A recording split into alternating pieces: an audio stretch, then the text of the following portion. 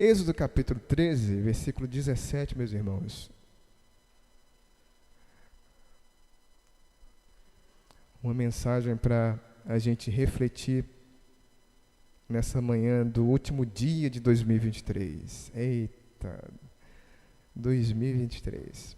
Êxodo capítulo 13, versículo 17. Você encontrou, amém? Muito bem, meu irmão, minha irmã. Vamos fazer a leitura. A minha Bíblia diz assim: quando o faraó deixou o povo ir, Deus não os levou pelo caminho da terra dos filisteus, embora fosse mais perto, pois disse, para não acontecer que, vendo a guerra, o povo se arrependa e queira voltar para o Egito. Vamos meditar nesse texto, queridos? Vamos. Eu estou propondo aqui como título para essa meditação, o caminho mais longo. Então vamos pedir que Deus nos dê aqui alguns instantes de encontro com Jesus Cristo através da sua palavra. Vamos orar. Pai, nós te louvamos nessa manhã, Senhor, reconhecendo que Tu és o Criador de todas as coisas, que Tu tens o poder, Senhor, de dirigir os cursos de todas as coisas. Tu guias a história, Senhor, deste mundo, e nada, Pai, pode estar oculto à Tua perfeita vontade, Senhor. Nós nos confiamos em Ti nessa manhã, querendo, Pai, que o nosso coração aprenda a descansar no Senhor, a entregar cada preocupação, cada ansiedade, cada angústia, Senhor, e vê-las sendo tratadas da maneira que precisam por Tuas mãos, Pai. Que a Tua meditação, que a Tua palavra nessa manhã nos ensine, fale, toque as nossas almas, para que a gente, Senhor, tenha condições de louvar o Senhor como o Senhor merece, Senhor, com a profundidade do nosso ser. É esse, o Senhor, o nosso desejo, em nome de Jesus. Amém. Muito bem, meus amados irmãos. Semana passada nós falamos sobre o livro do Gênesis. Hoje nós voltamos para o livro de Êxodo, que são livros que tratam do começo do povo de Deus. E não é por acaso que que eu escolhi essa passagem, porque a gente está começando um novo período, está vindo aí 2024, está todo mundo fazendo escolhas, todo mundo tentando ou entrando nesse clima de novos projetos, novos sonhos. 2024 com certeza vai ser um ano diferente, eu vou fazer diferente isso. Aquelas boas e normais promessas que a gente faz no finalzinho do ano, né, meus irmãos? Eu vou comer um pouquinho menos de massa, né? Mas eu vou deixar para janeiro, dezembro não, né? Você já sabe como é que é. Não vou cortar o refrigerante, né? Nunca corta, né? Mas é verdade. Mas a gente vai entrando nesse ambiente, né, de novos processos, e a gente vê que o povo de Deus também teve esse momento. Aqui no capítulo 13, o povo está saindo da escravidão no Egito. Foram 430 anos de vida de escravo nas mãos de Faraó e do povo egípcio. Né? Você lembra que no finalzinho do livro de Gênesis, como eu falei domingo passado, José morre e deixa uma ordem dizendo: olha, vocês vão tomar os meus ossos e vão levar para a terra que o Senhor está levando vocês, porque certamente o Senhor vai visitar vocês. E a gente está vendo a concretização dessa promessa aqui. Mas o povo então está saindo do Egito e está indo para um novo momento, está indo para uma nova história. Se passaram, como eu falei, 430 anos. Então uma cultura, um jeito de ser, percepções, uma vida foi cunhada na mente daquelas pessoas. E é natural, então, que o novo processo pareça assustador, pareça estranho, pareça amedrontador. O que vai acontecer? Inclusive, não sei, pode ser o seu caso nessa manhã, você pode estar com dúvida, você pode estar temeroso na sua alma. Meu Deus, né? Tá acontecendo tanta transformação. A gente tem desde pelo menos 3 meses aí um rumor de terceira guerra mundial. O que está acontecendo com o mundo, né? Ai, meu Deus do céu, será que vai ter guerra mesmo? Não vai ter guerra? Como é que vai ser 2024? A pergunta sobre o futuro nunca sai da nossa mente, meu irmão. Nunca sai da nossa reflexão. Essa angústia contra o que vai vir amanhã, quanto ao que vai ser de mim no futuro. Somando-se a esse grande período, nós temos também uma grande quantidade de pessoas, meus irmãos, saindo do Egito. O texto da Bíblia diz que foram 600 mil homens que saíram a pé do Egito, 600 mil homens, fora mulheres e crianças, o que dá aí a gente pode pegar por baixo aí, talvez o dobro, né? Então, 1.200.000 pessoas falando por baixo, né? Vamos aí com famílias com grande número de crianças. Então, muita gente saindo, um número absurdo de pessoas, que está sendo encaminhado por Deus, por uma nuvem e guiado por um homem chamado Moisés, para um destino incógnito, que eles não sabiam para onde iam. A primeira proposta teria sido sair para adorar a Deus, caminho de 3 dias. E a gente vê aqui, no versículo 17, que Deus toma outra atitude. Deus toma uma decisão que, se o povo de Israel tivesse naquele dia um estrategista militar, um topógrafo, um geógrafo, alguém que conhecesse a região, ele discordaria frontalmente da ordem de Deus. Mas é absurdo, mas é falta de lógica conduzir uma multidão de 600 mil homens, fora mulheres e crianças, que viveu 430 anos loucos para esse momento de libertação. E diz também o texto sagrado que não houve tempo de eles fazerem provisões. Eles saíram no meio da noite, vocês lembram da última praga, a morte dos primogênitos. Eles foram expulsos pelos egípcios, levando apenas pão sem fermento para a festa da Páscoa. Então, tudo nesse texto, meus irmãos, é impressionante para mim aqui.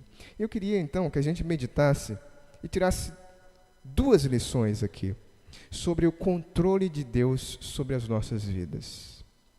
A mesma forma que Deus imprimiu aqui para a história do povo de Israel se aplica na nossa vida diária, como a gente vai ver.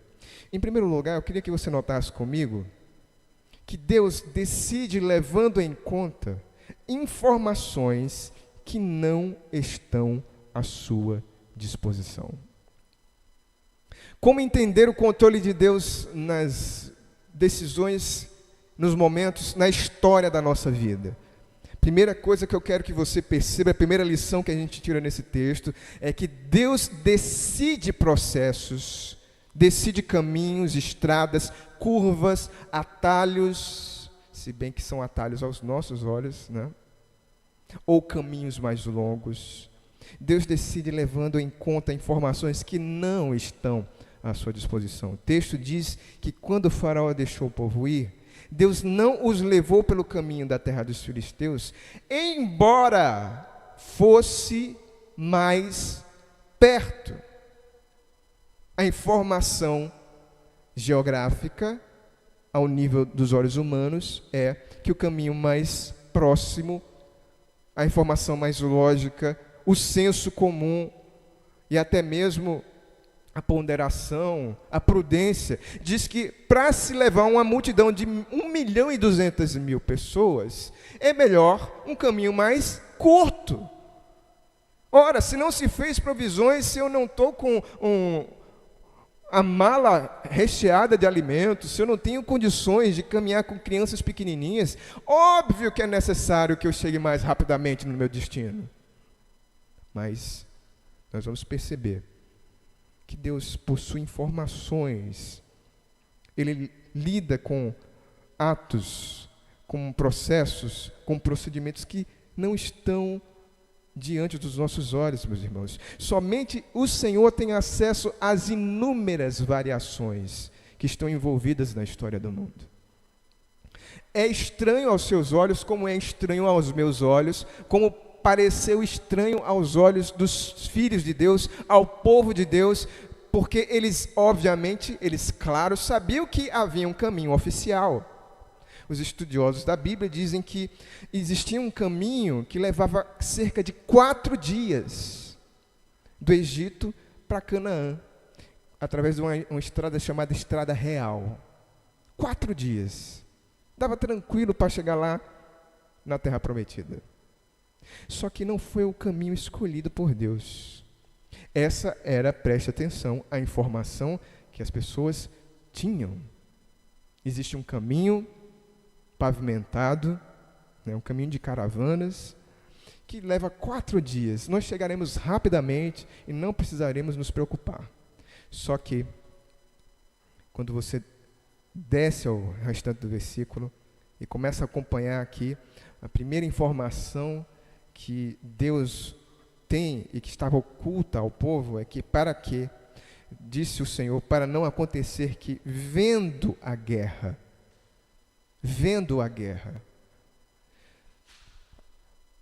no caminho, nessa estrada real até a Terra Prometida, havia inúmeros postos egípcios, que faziam a guarnição de cada passagem. E era muito provável que, no mínimo, os israelitas teriam dificuldade em passar por esses postos egípcios, que estavam fortemente guarnecidos, com os seus soldados, e também era uma estrada que passava pelo território difícil da Filístia. Você sabe que no Antigo Testamento, um dos principais inimigos do povo de Deus foram os filisteus. Você conhece a história de Sansão, né? Sansão e os filisteus, vocês sabem que eles eram um povo há muito tempo habilidoso em guerra.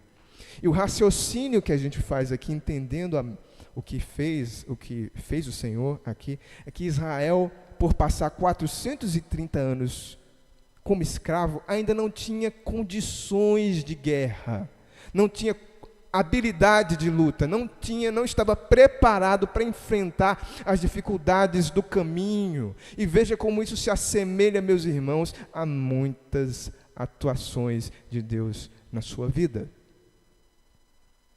Obviamente, a gente tem o desejo de alcançar sonhos mais rápido.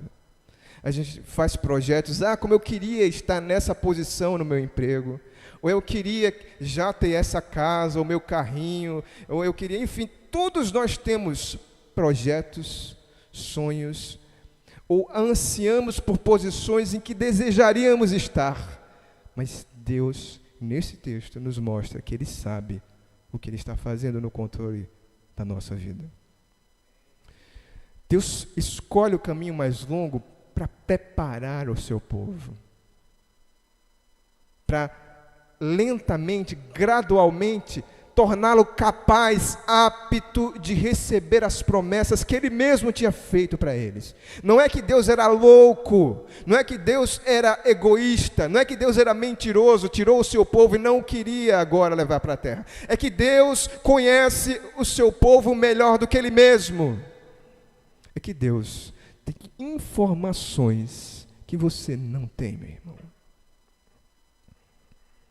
O povo precisava passar pelo deserto, porque no deserto do Sinai, eles não seriam importunados no movimento da grande estrada real. No deserto do Sinai, eles teriam condições de receber o tratamento direto de Deus, de receber a lei de Deus que foi dada ali no Sinai, representada pelos 10 mandamentos, e ter encontros, ter aquela visão. Foi no Sinai, meus irmãos, que eles viram uma das maiores teofanias, a gente chama da aparição de Deus no Antigo Testamento. Deus desceu no monte em forma de fogo, o monte inteiro em chamas, tremia o monte, e o povo em redor respondia a Deus. as palavras do Senhor. Moisés falava a Deus no monte e Deus no trovão respondia a Moisés. Deus sabe o que faz, meu irmão. Deus pode transformar desertos da sua vida em locais de profunda intimidade com Ele. E foi isso que Ele fez. A segunda informação eu vou deixar para o nosso segundo momento. É uma informação mais íntima. Mas eu quero que você perceba que Deus conhece informações que estão ocultas e fora do nosso alcance. Você deve ter perguntado esse ano, quantas vezes, meu Deus, por que isso aconteceu? E por que não aconteceu isso? Ou carinhosamente, tomando aqui o exemplo do nosso pastor Pedro, né? Meu Deus, por que isso foi acontecer com o pastor? Deus tem informações que não estão à nossa disposição. Deus conduz as nossas vidas usando recursos, fazendo prognósticos, se bem que não se encaixa essa palavra, porque Deus não precisa prover, não precisa se prover porque vai vir no futuro. Ele sabe de todas as coisas. O que eu quero que você descanse nessa manhã, meus irmãos, é que Deus sabe o que Ele está fazendo. Muitas vezes a gente ora para Deus querendo, nessa angústia do nosso coração, meio que ensinar a Deus a ser Deus, né? Senhor, mas o Senhor devia ter feito assim, Senhor, né? E muitas vezes, como já disse o pastor Antônio Carlos Costa, né, a nossa oração para Deus de amor, dizendo, Senhor, eu te amo, é uma oração dizendo, na verdade, Senhor, não deixa eu ter problemas. Me livra dos problemas, né? Senhor, eu te amo, não deixa que os problemas venham. Mas Deus sabe exatamente o que Ele está fazendo na condução da sua vida, meu irmão. Na sua história, minha querida irmã. Deus sabe o que está acontecendo. Warren Wiersbe diz que quando Deus muda o trajeto, Deus não é surpreendido por nada. Ele planeja o melhor caminho a ser percorrido por seu povo. É possível que nem sempre a gente compreenda o caminho que Ele escolhe ou que nem mesmo concordemos com Ele. Mas o caminho de Deus é sempre certo. Você pode imaginar que Deus, como diz aquela frase, escreve torto, né? Escreve certo. Não, essa já é o conceito, né? A gente acha que Deus escreve torto, né? Mas a frase popular é Deus escreve certo por linhas tortas. Eu vou respeitosamente discordar. A tortura está no nosso olhar. A gente acha que vê, a gente acha que sabe, a gente acha que conhece, mas a gente não sabe. Deus escreve certo por linhas certas, e o nosso olhar é que é torto. Também já disse outro grande estudioso que o caminho de Deus é sempre direto, ainda que pareça que Ele está fazendo círculos. Deus nunca erra, meu irmão. Deus nunca erra. Deus é sempre perfeito no que Ele faz. Pode parecer um erro um jovem como José ser lançado no poço e parar numa prisão. Um jovem íntegro, justo. Mas esse mesmo menino se torna um adulto e vai dizer, olha, vocês bem intentaram o mal contra mim, mas Deus transformou o mal em bem. Deus sabe o que Ele faz. Pode parecer injusto um homem como o apóstolo Paulo sofrer horrivelmente pelo Evangelho. Passar fome, meus irmãos. Fome. Apóstolo. Nudez. Você dormir com frio. Não sei se você já teve essa experiência. Eu uma vez tive uma experiência num retiro que eu fui lá na igreja Bethesda, em Juazeiro do Norte, estava chegando na igreja, e aí eu morava praticamente só, né? E na primeira noite do retiro, me conseguiram uma rede lá, só que eu não tinha levado praticamente nada. E começou a chover nessa noite, fazer um frio terrível. E eu lá na rede, comecei a sentir aquele frio horroroso, comecei a me tremer. Eu orava, meus irmãos, para que acabasse a noite. Meu Deus do céu, que acabe essa noite logo. Eu não aguento mais esse frio. O pé gelado. E Deus fez a mulher do pastor levar um lençol para mim, meus irmãos. Vocês acreditam? Deus sempre age da maneira correta. Deus nunca vai deixar o seu povo desamparado, abandonado. Deus sabe o que faz. Deus sabe exatamente em quais circunstâncias a vida se tornaria impossível. E Ele age em tudo que acontece, meus irmãos. Por isso, a sabedoria de Deus conduzida à sua vida é insondável. Você jamais vai conseguir entender como Deus executa o seu plano perfeito na sua vida. E essa é a primeira lição que a gente precisa tomar. Plagiando aqui um grande pregador chamado Martin Lloyd-Jones, um dos grandes pontos onde o povo de Deus tropeça na fé é querer entender a soberania de Deus. Não querer entender, meu irmão, como Deus age. Deus tem recursos que até a gente duvida. No plano de Deus, se for necessário, Ele manda corvos alimentar o seu servo com pão, como Ele fez com Elias. No plano de Deus, Ele permite um amigo muito amado morrer e ainda fica 2 dias parado no lugar, para depois ir ao encontro do homem e dar para ele uma experiência que jamais ele teria se não fosse submetido àquela circunstância. Deus sabe o que faz na sua vida, meu irmão. Hoje de manhã, reveja a sua vida durante esse ano, reveja a sua história e veja como Deus tem atuado com sabedoria. Mas não seria melhor pegar um atalho? Não! Não seria melhor o caminho mais curto? Não! O melhor caminho é aquele em que Deus colocou você. Você jamais teria, eu posso resumir essa grande constatação no fato de que nós jamais saberíamos do amor de Deus se o homem não tivesse caído. Se o homem e a mulher não tivessem pecado. Ah, meu Deus, porque Adão e Eva foram pecar, hein? Nós jamais saberíamos o que diz a Escritura, esse mistério que os anjos anelam perscrutar e entender, porque somente porque isso aconteceu, nós descobrimos que Deus é capaz de amar canalhas, criminosos, pecadores como nós. Segunda lição, meus irmãos, e a última lição. Deus conhece o seu coração melhor do que você.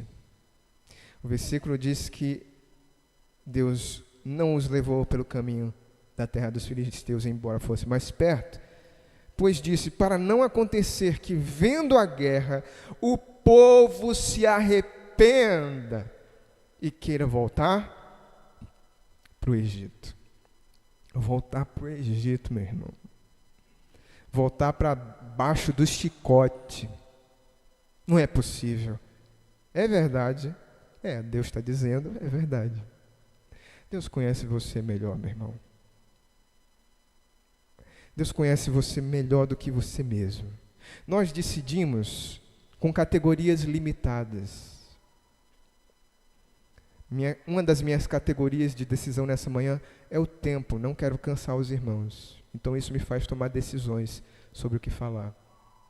Uma das categorias que a gente toma nesse texto, por exemplo, seria o que era menos dispendioso ou o que era mais confortável. Era melhor ir pelo caminho da estrada dos reis. Chegaria mais rápido, era mais confortável. Mas Deus não decide com base nas nossas categorias. Meu irmão, minha irmã, Deus não está interessado apenas no seu conforto.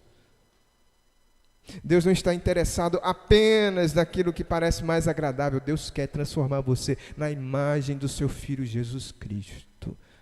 Ele vai utilizar o que é necessário para isso. Nós vivemos condicionados por essa nossa pretensa capacidade de perceber as coisas, a gente acha que sabe o que é certo, a gente acha que sabe o que é melhor. Não, eu queria agora estar ganhando 10 mil reais. Aí acabavam os meus problemas. 2024 ia ser tranquilo. A gente não conhece o nosso coração, meu irmão. Há certa verdade nessa compreensão de que se nós tivéssemos certas coisas, não agiríamos. Não é uma regra, como eu já vi algumas pessoas, alguns youtubers, né, tiktokers também, dizendo, fulano de tal anda de bicicleta porque Deus sabe que se desse... Aí não, meu irmão.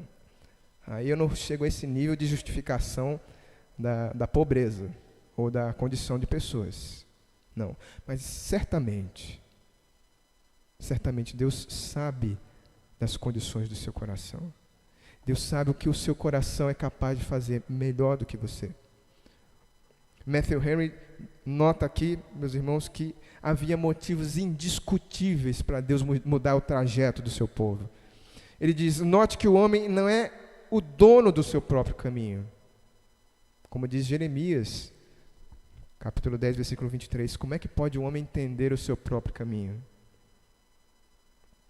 Ele pode delinear o seu caminho e projetá-lo. Porém, apesar de tudo, é Deus quem lhe dirige os passos. Provérbios 16, 9 diz o quê? O homem pode fazer planos.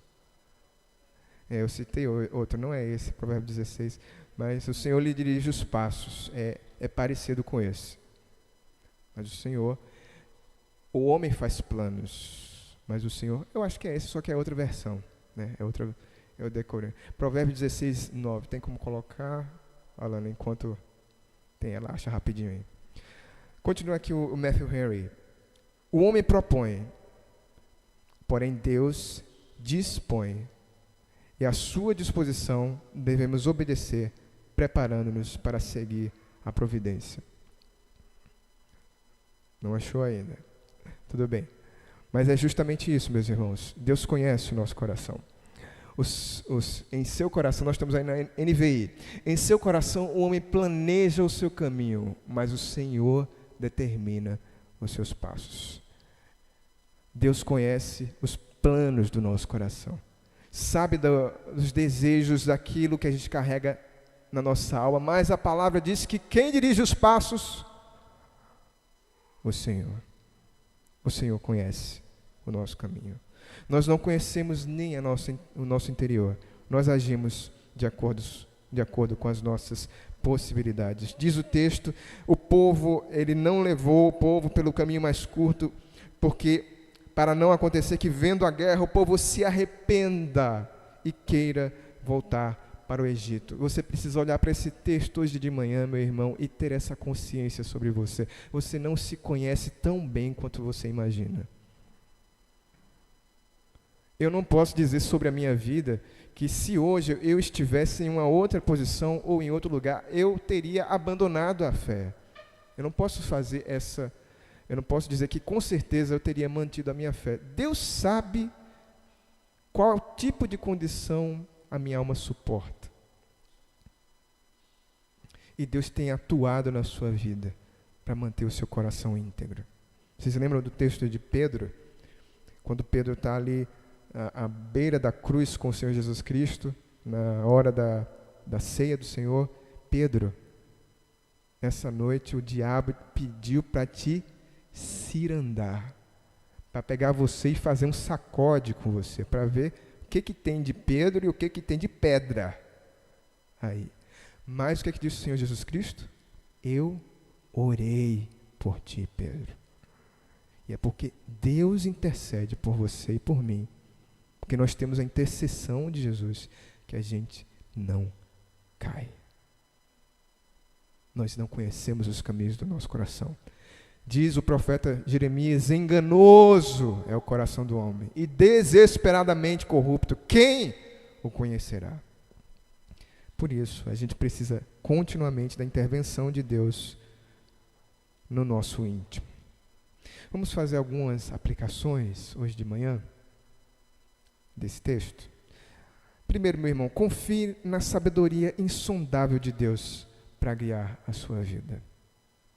Confie que Deus está controlando cada parte da sua história, cada página, cada escrito. Mas aquela decisão que eu tomei foi errada. Deus está no controle, meu irmão. Deus consegue, Deus contorna, Deus tem capacidade, nada assusta Deus, nada pega Deus de surpresa, não existe uma atuação sua que possa colocar você fora dos planos de Deus. Se Deus te ama, se você é filho de Deus, Ele vai fazer se cumprir cabalmente cada propósito que Ele tem para a sua vida. Por isso, no ano de 2024, continue confiando nessa sabedoria insondável, mas perfeita de Deus na condução da sua vida. Segunda lição, eu vou dividir em duas. Vamos para ficar para 3 lições aqui. Primeira lição, aplicação. Desconfie do seu coração. Você desconfia do seu coração? O que é desconfiar do coração? É não ouvir todas as vozes da nossa cabecinha, não achar que você sabe, meu irmão. Não é porque eu tenho 30 anos de igreja que eu sei tudo sobre igreja, meu irmão. Não é porque eu passei por uma faculdade que eu virei expert no assunto. Todo mundo precisa aprender todo dia, porque todo dia a gente comete erros, deslizes. Você vai errar. Você vai decepcionar pessoas. Se você não se decepcionou comigo, como eu já falei algumas vezes, é porque você não me conhece o suficiente para se decepcionar. Mas você vai se decepcionar. Por quê? Nós somos falhos. E a gente precisa se encarar no espelho e dizer que a minha confiança não pode estar nessa pessoa que eu estou vendo. Não pode estar em mim mesmo. A minha plena confiança deve estar no Senhor. Seus planos, leve-os todos para diante do Senhor. Sair para comprar um comprimido na farmácia, vá em espírito de oração, vá entregando ao Senhor cada um dos seus propósitos, meu irmão. Faça isso, desconfie da sua alma, desconfie do seu coração. Intensifique a oração, a dependência de Deus, meu irmão. Você, como eu já falei há muito tempo aqui atrás, você tem um coração que pode te levar ao inferno. Por fim, nunca duvide do amor que Deus tem por você. Deus sabia que aquele povo era capaz de abandoná-lo em determinadas circunstâncias. Mas Deus jamais se afastou daquele povo. Êxodo mostra que Deus arranca do Egito um povo difícil, duro, como a gente vai ver na história toda do Êxodo, de Números, do povo de Deus. Somos nós, meus irmãos, nós somos um povo difícil. Quando nós lemos as páginas da Bíblia, por que o fulano fez isso? O fulano sou eu e você. Eu e você somos pessoas que todos os dias se desviam de Deus, são capazes de cometer atrocidades contra a santidade de Deus, mas Deus jamais desiste de nós. Deus faz o povo tomar um caminho mais longo, mas jamais desiste de conduzir o seu povo para cumprir os seus propósitos. Por isso, meu irmão, não duvide do amor de Deus na tua vida. O que você tem vivido até hoje é prova do amor imensurável de Deus por você. Deus te ama a ponto que Ele não vai largar a tua vida. Tenha certeza, meu irmão, que os planos de Deus vão acontecer, e aquilo que Ele tem determinado para você, para a vida dessa igreja, ninguém pode impedir. Deus está à frente da nossa história, Deus está conduzindo a nossa caminhada, e nós vamos chegar na Jerusalém celestial, para viver com Ele para sempre, porque Ele assim o disse, Ele assim o quis. O caminho mais perto, meu amado irmão, te dá a chance de voltar, mas o caminho mais longo te dá a chance de ir além. Que o Senhor Jesus faça isso na nossa vida para a glória do Senhor. Amém?